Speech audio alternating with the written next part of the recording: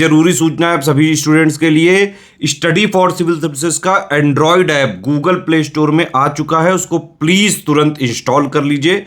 और अगर आप स्टडी फॉर सिविल सर्विसेज के सिर्फ ऐप से कोई भी कोर्स, कोई भी पीडीएफ परचेज करते हैं तो उसमें अप्लाई कूपन, अगर आप ज्ञान सर जो है आप उसमें अप्लाई करते हैं, ये कूपन कोड है, तो उसमें 20% फीस तुरंत माफ हो जाएगी, मतलब 20% डिस्काउंट तुरंत उसमें लग जाएगा।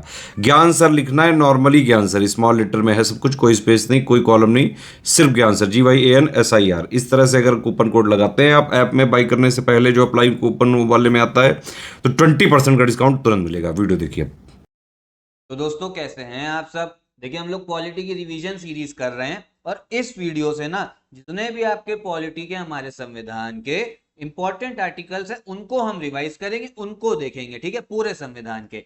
अब जो आपकी सीरीज है ये आपकी इंग्लिश में भी होगी, हिंदी में भी होगी, मतलब लिस्टिंग जो है वो इंग्लिश में भी है, हिंदी में भी, दोनों मैं आपका कंपाइलेशन लेके आया हूँ। ठीक है, एक चीज और देखो, जैसे जैसे मैं आपको रिवीजन कराता जा रहा हूँ ना, आप लोग बस रिवीजन सीरीज को देखते रहिए डेली, ठीक है। ये मत सोचो यार ये तो सर ने कराया नहीं, ये तो आता है। भाई वो जो चीज जितनी भी इंपॉर्टेंट है ना सब होंगी, ऑर्डर वाइज जो है ना ऊपर नीचे हो सकता है। एक चीज और, यूपी पीसीएस के एग्जाम में पॉलिटी से भर भर के क्वेश्चन आते हैं, 20-22 क्वेश्चन आ जाते हैं। आरओ में नहीं आते इतने, लेकिन यूपी पीसीएस के एग्जाम में आते, तो अच्छे से आपको पॉलिटी जो है तैयार करके जानी पड़ेगी। और ज्यादा फोकस किस पे रखना है, फैक्ट पे रखना है फोकस, ठीक है।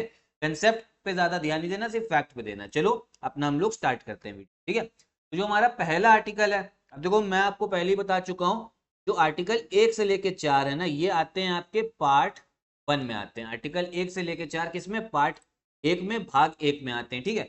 इतना पता होना चाहिए। तो देखो पहला आर्टिकल हमारे संविधान का क्या है, क्या बताता है, क्या लिखा हुआ है, name and territory of the union. क्या लिखा हुआ है, नेम एंड टेरिटरी, संघ का नाम और राज्य क्षेत्र, ठीक। तो पहली चीज तो ये ध्यान रखो भैया, जो हमारे संघ का नाम क्या है, ये हमारे देश का जो नाम है वो इंडिया भी है और आपका भारत भी है, ठीक है। तो ये क्वेश्चन आ सकता है, आर्टिकल 1 में इस देश के कितने नाम दे रखे हैं, वो 2 नाम दे रखे हैं, इंडिया डेट इज भारत, ठीक है, इंडिया भी है और आपका भारत भी है। तो पहला आर्टिकल आपको समझ में आ गया होगा, इससे क्वेश्चन ये बनता है।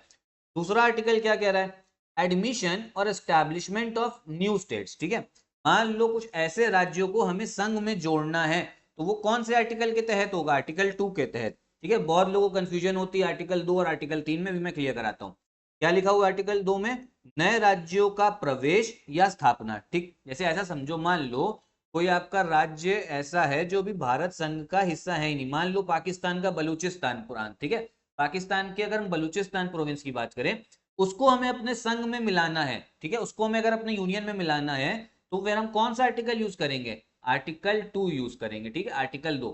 सिक्किम जब इंडियन यूनियन में आया था ना, तो वो भी हमने कौन सा आर्टिकल 2 इस्तेमाल करा था। तो इस चीज को ध्यान रखिएगा, मतलब जो ऐसे राज्य जो भारत संघ का हिस्सा है ही नहीं, जो बाहर के हैं, ठीक है, उनको अगर संघ में, उनको अगर यूनियन में जोड़ना है, तो कौन सा यूज करोगे, आर्टिकल 2, एडमिशन और एस्टैब्लिशमेंट ऑफ न्यू स्टेट्स, ठीक है, नए राज्यों का प्रवेश या स्थापना, जो नए राज्य हैं जो भारत संघ का हिस्सा ही नहीं है। देखो जैसे मैप देखो, मान लो, ठीक है, जैसे सिक्किम था, सिक्किम पहले भाई भारत संघ का हिस्सा नहीं था, कौन से आर्टिकल 2 के तहत ही आया, ठीक है। चाइना का मान लो हमें कोई प्रांत लेना, अपने संघ में लेना है, तो हम कौन से आर्टिकल 2 के तहत लाएंगे, समझ में आया।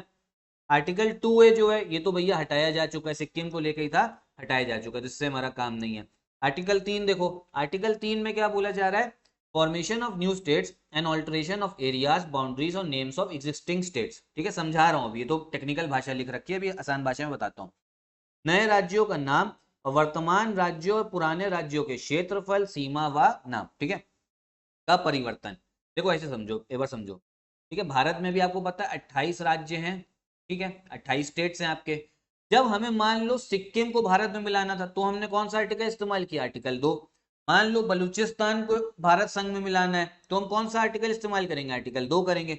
लेकिन जो हमारे 28 राज्य पहले से बने हुए हैं, इनको अगर हमें छेड़ना है, मतलब जैसे जैसे समझो, ठीक है, जैसे जो आपका झारखंड है ये बिहार से अलग हुआ था, उत्तराखंड जो है वो उत्तर प्रदेश से अलग हुआ, मतलब अगर हमें अपने देश में अंदर ही राज्यों में छेड़छाड़ करनी है, मतलब किसी एक नए राज्य को बनाना है दूसरे राज्य से, ठीक है, उसके बाद में बाउंड्री आगे पीछे करनी है, कुछ भी करना है जो हमारे एग्जिस्टिंग राज्य हैं, तो वो कौन से आर्टिकल के तहत होगा, वो होगा आपका आर्टिकल 3 के तहत, ठीक है, आर्टिकल 3 के तहत, ध्यान रखना।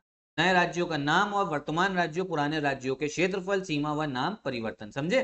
जो पहले से राज्य दे रखे हैं। जैसे तेलंगाना को आंध्र प्रदेश से हमने अलग किया तो आर्टिकल कौन सा इस्तेमाल करा होगा? आर्टिकल 3 अनुच्छेद 3 इस्तेमाल किया है, आर्टिकल 2 कतई नहीं करा है। ठीक है, तो समझे आर्टिकल 3 क्या क्या चीज है। आर्टिकल 3 है, मान लो जो पहले से ही राज्य हैं उनका अगर आपको नाम बदलना है, ठीक है, नाम बदलना है, एक नया कोई नया राज्य बनाना है, उन्हीं से राज्य बनाना है। जैसे उत्तराखंड को उत्तर प्रदेश से अलग किया, झारखंड को बिहार से अलग किया, ठीक है, किसी का नाम बदलना है, बाउंड्री आगे पीछे करनी, तो आर्टिकल 3 से। समझे? अब देखो जो आपका आर्टिकल 4 है वो क्या बताता है कि जो भी आपने कानून 2 या 3 के तहत बनाया है, कानून तो बनाओगे, ठीक है, पहली चीज तो उसे संविधान संशोधन कॉन्स्टिट्यूशनल अमेंडमेंट एक्ट नहीं माना जाएगा। मतलब 2/3 मेजोरिटी से उसको पास कराओ, राज्यों से पूछो, मतलब राज्यों से रेटिफाई कराओ, आधे राज्यों से, वो सब नहीं करना। जो आपका आर्टिकल 368 में दे रखा है ना, उसके तहत नहीं, सिंपल आप नॉर्मल बहुमत से जो है आर्टिकल 2 या 3 का इस्तेमाल कर सकते हो। ठीक है, पहली चीज तो ये ध्यान रखनी है। और क्या बोला जा रहा है? Laws made under article 2 and 3 to provide for the amendment of the first and fourth schedule. मतलब जो भी लॉ बनेंगे उसके साथ साथ में जो पहली और चौथी आपकी अनुसूची है, फर्स्ट और फोर्थ शेड्यूल, उसमें भी अमेंडमेंट करना पड़ेगा। ठीक है, ये चीज बस ध्यान रखनी है। अगर आपसे क्वेश्चन आ जाए कि भैया कौन सा आर्टिकल ऐसा है जिसमें पहली और चौथी जो अनुसूची है उसमें भी संशोधन करना पड़ता है, वो आपका आर्टिकल 4 है। ठीक, और इसको कंप्लीट करने के लिए आर्टिकल 2 या 3 को लागू करने के लिए, बनाने के लिए, ये आर्टिकल 4 में दे भी रखा है, वो संविधान संशोधन उसको नहीं गिना जाएगा।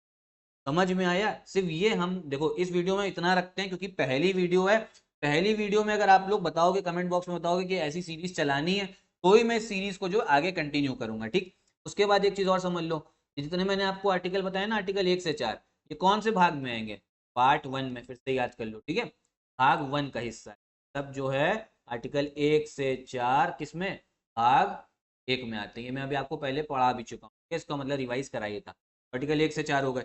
इसके बाद जो आपकी नागरिकता है, नागरिकता में आर्टिकल कितने? 5 से 11, ये भी याद कर लो, आर्टिकल 5 से 11। और ये आता है आपका पार्ट 2 में। ठीक, जब आपका मान लो हमने संघ बना लिया, अब उसमें कुछ लोग भी तो रहेंगे, तो नागरिकता देनी पड़ेगी। कैसे नागरिकता दी जाएगी, अब ये नेक्स्ट वीडियो में बात करेंगे, लेकिन उससे पहले कमेंट बॉक्स में बता दीजिएगा कि ये सीरीज में आगे चलाऊं या ना चलाऊं। आप अगर रिस्पॉन्ड करोगे, रिस्पॉन्स दोगे, तो मैं सीरीज को कंटिन्यू रखूँ। ठीक है, तो यही वीडियो भी खत्म करते हैं। नमस्कार।